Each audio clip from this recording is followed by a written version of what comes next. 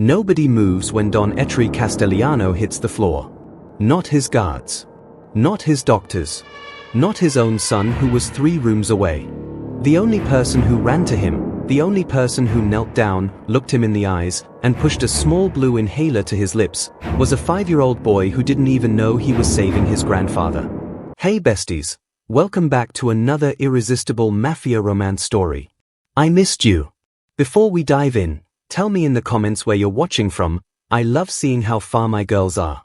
And if you're new here, don't forget to like, share with your friends, and subscribe. Stay with me, because these stories? They only get crazier. Rosa Mendez had 3 rules inside the Castellano mansion. Keep your head down. Finish before dawn. And never, under any circumstances, let Luca wander. She had broken the 3rd rule in the space of a heartbeat. It was a Tuesday afternoon, ordinary and grey, when she heard the crash.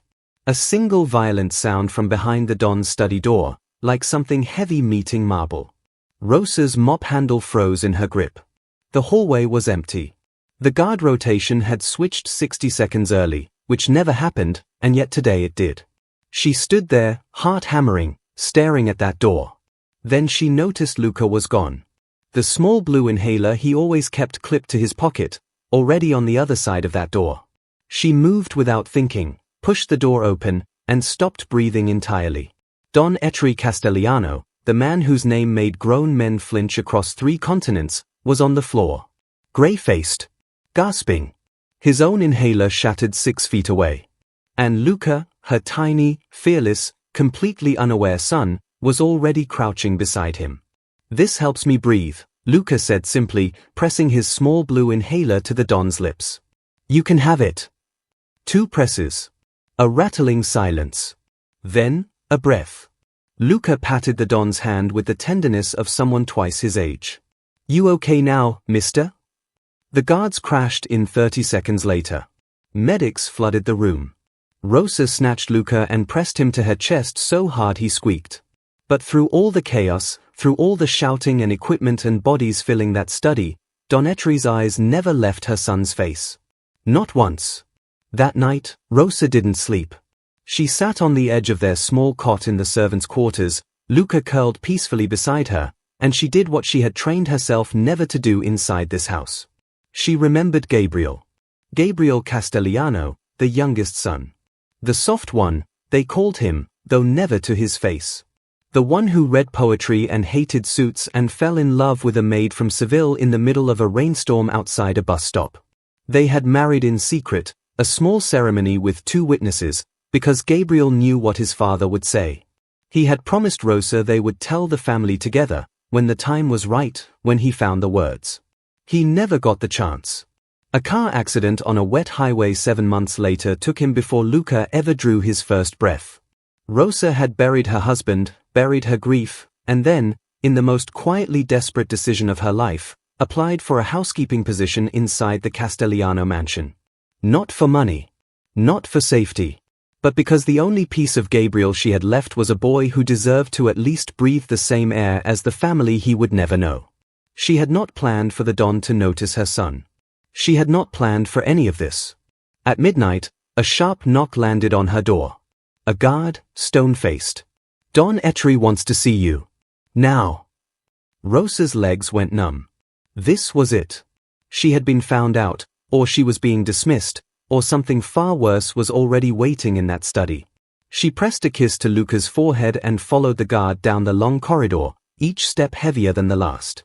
The study looked different at night, darker, the bookshelves swallowing the light, a single lamp burning on the desk where Don Ettore sat today. He looked older than she had ever seen him. Diminished in a way his illness couldn't fully explain. He slid a folder across the desk without a word. Rosa looked down. Her breath left her body completely. It was a photograph. Luca, asleep, taken through the servants' quarters window. Below it, a marriage certificate.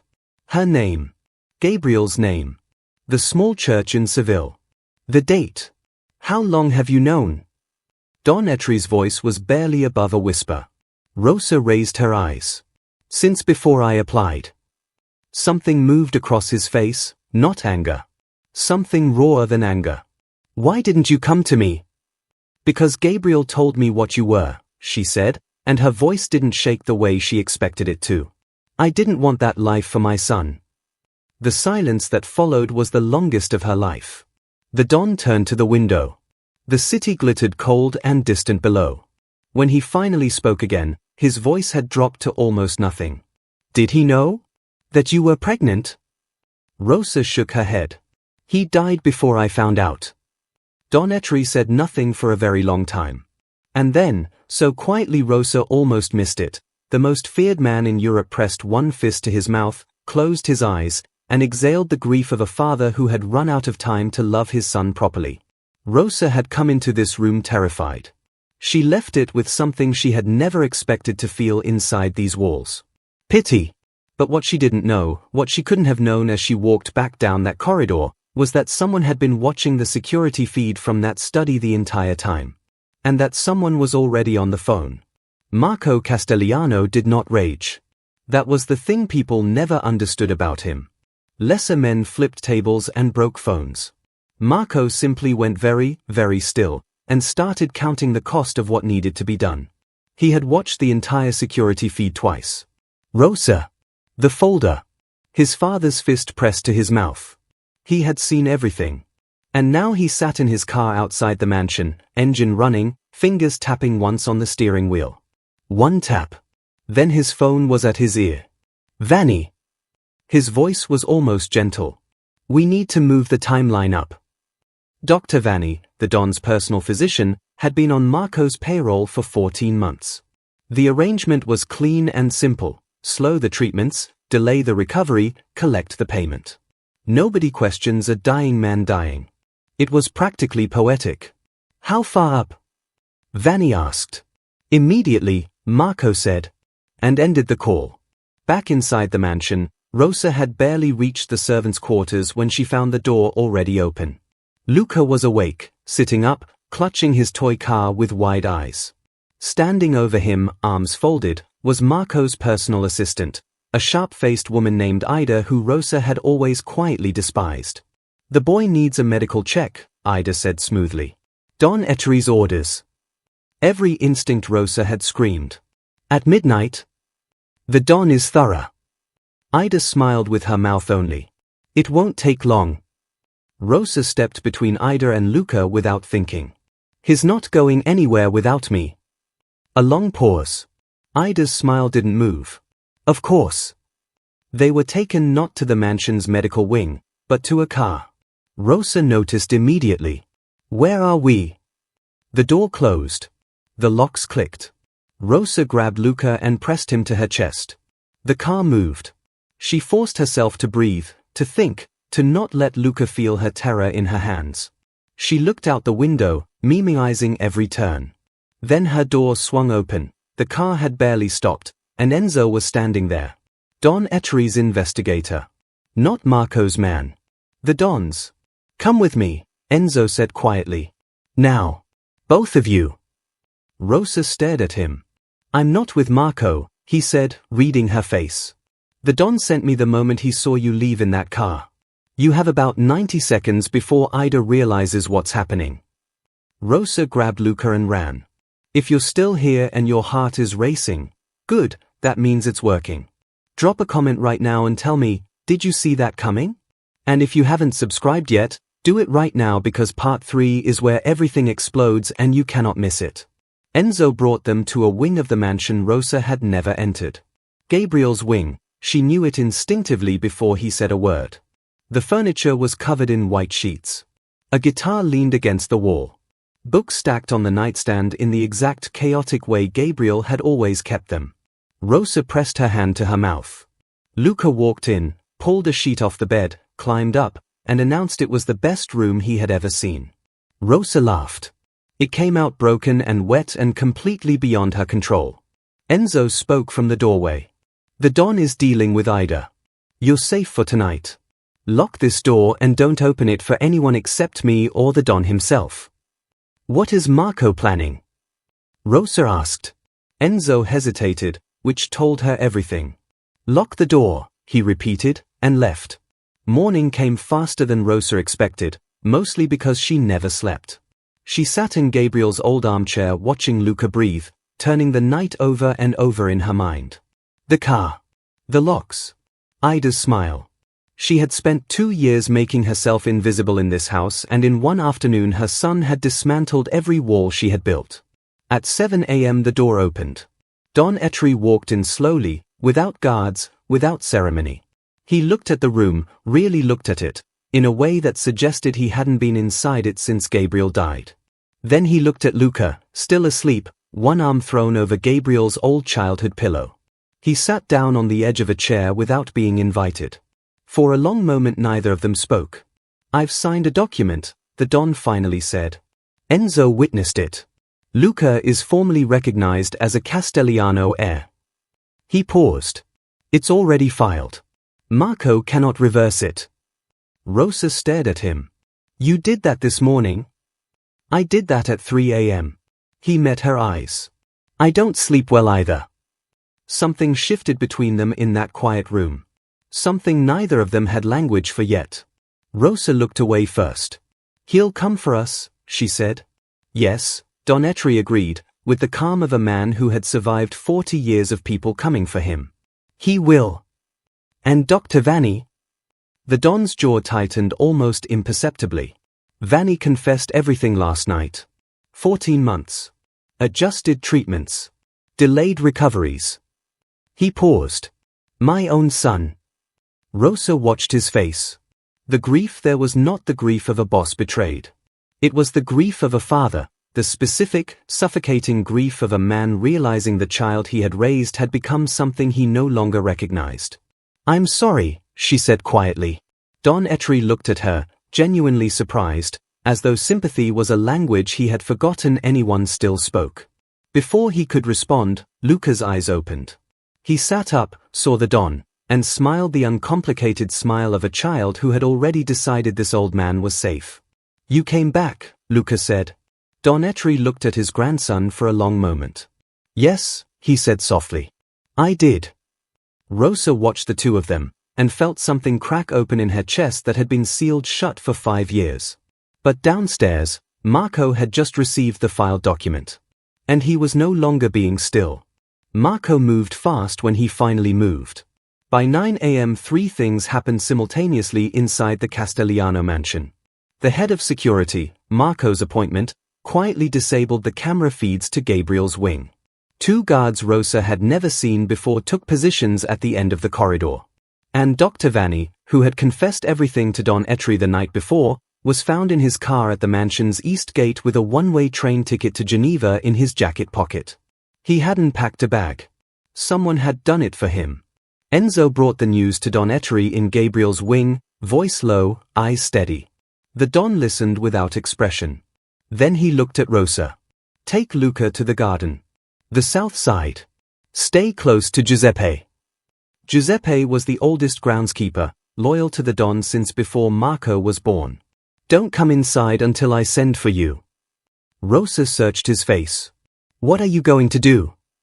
Don Etri stood slowly, straightened his jacket, and for the first time since she had known him, even from a distance, even in secret, he looked less like a dying man and more like the person he had been built to be. "What I should have done a long time ago," he said. Rosa took Luca's hand and walked. The south garden was quiet and gold with morning light. Luca immediately found a beetle and crouched to inspect it with the focused intensity only 5-year-olds possess. Giuseppe stood nearby, pretending to prune hedges, one hand never far from his jacket. Rosa sat on the stone bench, the same bench she had scrubbed moss from every spring for 2 years, and waited. Inside the mansion, Marco walked into his father's study expecting a confrontation. What he found instead was a room full of strangers. 3 men in dark suits seated at the Don's table. Documents open. Laptops running. One of them looked up and introduced himself as the Castellano family's senior legal counsel, a man Marco had never met because his father had kept him deliberately separate from the dynasty's operations. "What is this?" Marco said. Don Etri spoke from the chair at the head of the table. "A board meeting. Sit down." Marco didn't sit. "You're restructuring." "I'm transferring operational control," the Don said calmly. "Effective immediately." Marco's eyes swept the room. Calculated. To who? To a trust, the lawyer answered. Managed independently until Luca Castelliano reaches adulthood. At which point full control transfers to him. The silence was catastrophic. Marco turned to his father with a smile that didn't reach anything behind his eyes. He's a child. A maid's child. You've known about him for less than 24 hours and you're handing him everything. I'm handing him what's his, the Don said. Quietly. Finally. You're making a decision based on sentiment. Marco's voice was still controlled, but something underneath it was beginning to fracture. You almost died yesterday and now you're... I almost died 14 months ago, Don Etri said. When you started paying my doctor to make sure I didn't recover. The room went absolutely still. Marco said nothing. Which was, Rosa would later think when Enzo recounted every word, the most damning thing he could have done. You are my son, the Don said. Each word measured. Deliberate. Like stones being laid on a grave. And I have spent 40 years teaching you that power is the only thing worth having. That is my failure. Not yours alone, mine. He paused. But I will not let my failure destroy that boy's life. Marco straightened. Smoothed his jacket. Looked at his father with eyes that had gone completely flat. This isn't over. No, Don Etri agreed. It isn't. But you are done in this house. Enzo will escort you out. Enzo appeared in the doorway as if he had been waiting there the entire time. Because he had. Marco left without another word. Rosa was still in the garden when Don Etri appeared at the far end of the path, moving slowly, one hand briefly touching the garden wall for balance. She stood. He waved her back down and lowered himself onto the bench beside her. Luca looked up from his beetle, decided the Don's presence required no particular reaction, and went back to his investigation. For a while neither of them spoke. Is it done? Rosa asked. The legal part, the Don said. Marco will challenge it. It will take time. It will be ugly. He looked at her directly. I need to know if you're willing to stay through ugly. Rosa thought about the note under the door. Leave. While you can.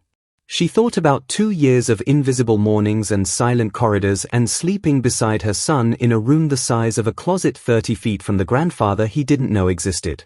She thought about Gabriel, about the way he used to say her name like it was something worth saying carefully.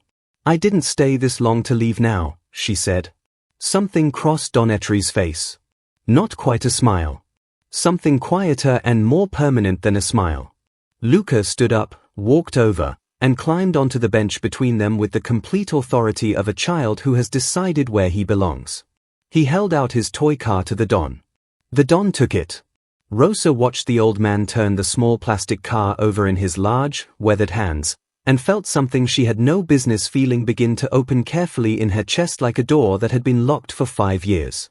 She looked away before he could see it on her face. She almost succeeded. Almost, because when she looked back, Don Etri was already watching her.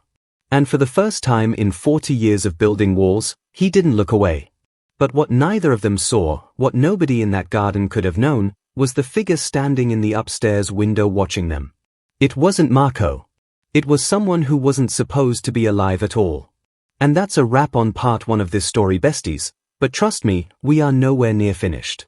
If that ending just did what I think it did to you, share this video right now, subscribe if you haven't, and drop a comment telling me who you think is in that window, because the next part? It will change everything you think you know about this entire story. I'll see you there. Don't you dare leave.